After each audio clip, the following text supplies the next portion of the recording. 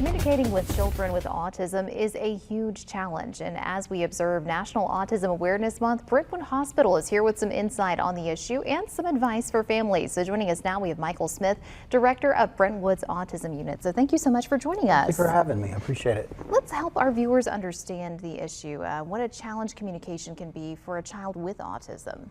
So autism is a spectrum disorder. So I always say may when I describe some of those challenges, because they're at various places on that spectrum, and so the barrier or deficit to their communication is different for every child. But in general, children with ASD struggle with narrow interest and repetitive verbal conversation. In repetitive conversation, they may engage on the lower end of the spectrum in something we call echolalia. It's hard to say, but it means just what it says. It's to echo. So for instance, you may ask the child, do you want a cookie? And the child asks right back, do you want a cookie? So just almost like a parroting.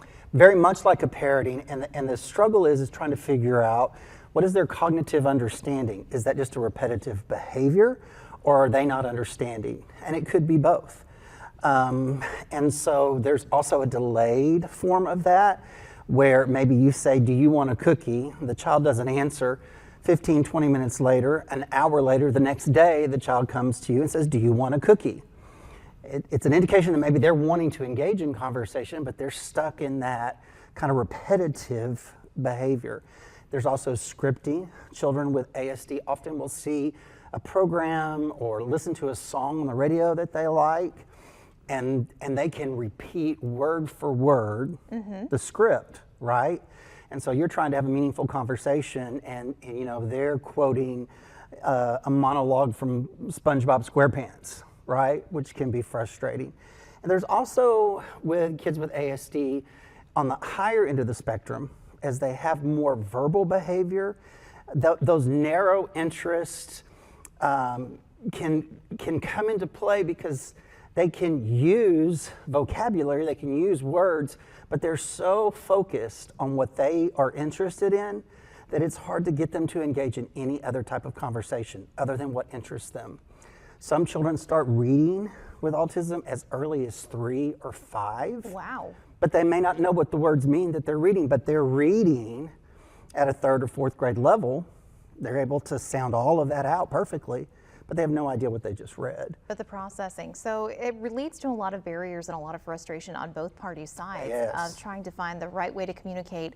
And both parties are communicating, but not communicating in a way that anyone is able to process and understand what's going on. And then when you also add in the level of a child potentially being nonverbal, right, that adds a further level of trying to understand what's going on. Yeah, exactly. So nonverbal behavior is when point-to-point or one-to-one communication is not understood by both parties.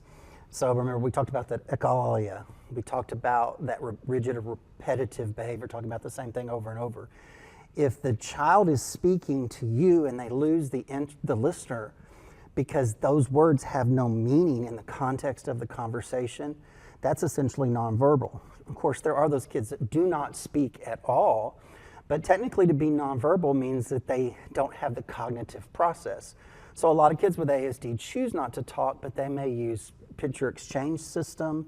They may use some type of automated program that allows them the opportunity to communicate. So that's verbal communication, even if it's not spoken.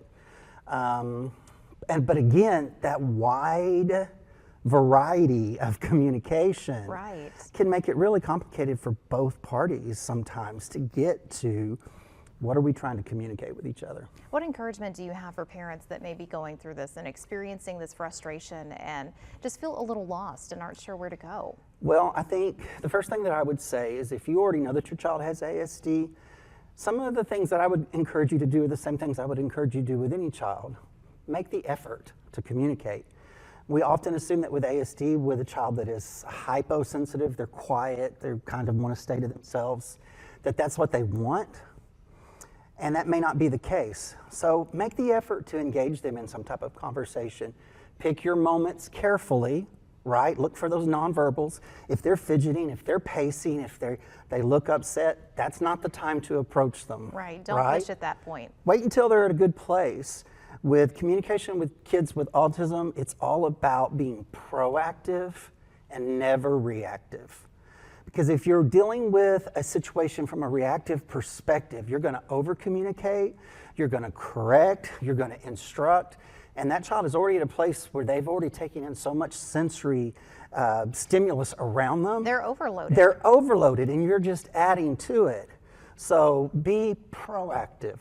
Approach them when they're at a good place. Talk to them about what they want to talk about. If they're an older child or a child with more developed verbal behavior, if they want to talk to you about Friends and quote word for word, episode 6 of season 2, let them talk to you about that, because that gives you the opportunity of being on that subject to slide in your own thought occasionally. Keep your communication with them simple, direct, and to the point. Remember, they tend to be overstimulated. So your communication can't be a monologue. Your communication needs to be very, very specific. And don't ask yes or no questions, because what's going to happen is they have been conditioned to give an answer. And if you say, do you want this cookie? Yes or no. They may say yes and mean no. And then they have a cookie, they're sticking it in their pocket, they don't want it. Right. Or they may get upset because they say no, you put the cookie up, and now they're screaming. So we want to kind of encourage them to use their words to kind of describe what's going on with their feelings and what they want. Absolutely. Well, Michael, thank you so much for joining us today. We've learned so much, and I know that our viewers have really benefited from it. Thank you. So a lot of great advice. Thank you. Appreciate it.